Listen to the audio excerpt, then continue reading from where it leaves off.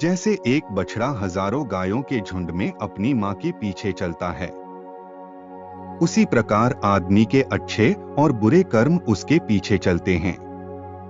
सबसे बड़ा गुरु मंत्र, अपने राज किसी को भी मत बताओ, ये तुम्हें खत्म कर देगा।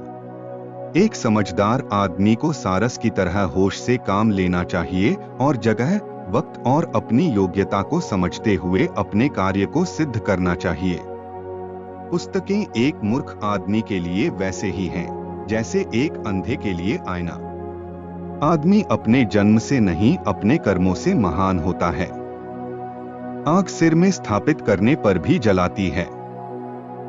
अर्थात दुष्ट व्यक्ति का कितना भी सम्मान कर लें, वह सदा दुहक ही देता है। जो जिस कार्य में कुशल हो उसे उसी कार्य में लगना चाहिए। किसी विशेष प्रयोजन के लिए ही शत्रु मित्र बनता है। कच्चा पात्र कच्चे पात्र से टकराकर टूट जाता है। भाग्य के विपरीत होने पर अच्छा कर्म भी दुखदाई हो जाता है। ये मत सोचो कि प्यार और लगाव एक ही चीज है। दोनों एक दूसरे के दुश्मन हैं। ये लगाव ही है जो प्यार को खत्म कर देता है। दौलत, दोस्त, पत्नी और राज्य दोबारा हासिल किए जा सकते हैं, लेकिन ये शरीर दोबारा हासिल नहीं किया जा सकता। जो हमारे दिल में रहता है वो दूर होके भी पास है, लेकिन जो हमारे दिल में नहीं रहता वो पास होके भी दूर है। जैसे एक सूखा पेड़ आग लगने पे पूरे जंगल को जला देता है, उसी प्रकार एक दुष्ट पुत्र पूरे परिवार को खत्म कर देता है।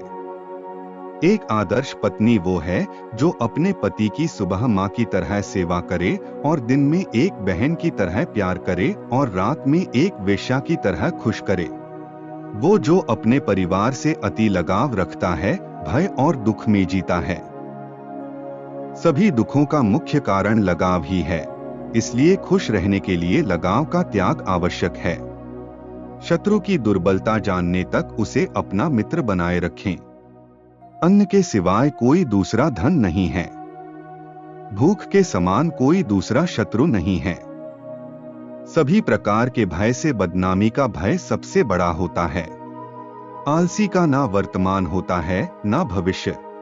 सत्य भी यदि अनुचित है तो उसे नहीं कहना चाहिए। पहले निश्चय करिए, फिर कार्य आरंभ करें। अर्थ और धर्म कर्म का आधार है। शक्तिशाली शत्रु को कमजोर समझकर ही उस पर आक्रमण करें। अपने से अधिक शक्तिशाली और समान बल वाले से शत्रुता ना करें। जिसकी आत्मा संयमित होती है वही आत्मविजयी होता है। मनुष्य की वाणी ही विष और अमृत की खान है।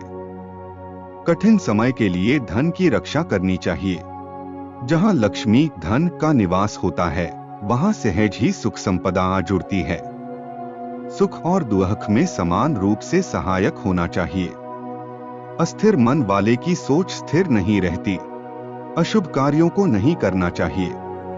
मूर्ख लोग कार्यों के मध्य कठिनाई उत्पन्न होने पर दोष ही निकाला करते हैं। दूध पीने के लिए गाय का बछड़ा अपनी मां के थनों पर प्रहार करता है। जिन्हें भाग्य पर विश्वास नहीं होता उनके कार्य पूरे नहीं होते। जो अपने कर्म को नहीं पहचानता वह अंधा है। विचार न करके कार्य करने वाले व्यक्ति को लक्ष्मी त्याग देती है। जो अपने कर्तव्यों से बचते हैं वे अपने आश्रितों परिजनों का भरण पोषण नहीं कर पाते। समय का ज्ञान न रखने वाले राजा का कर्म समय के द्वारा ही नष्ट हो जाता है।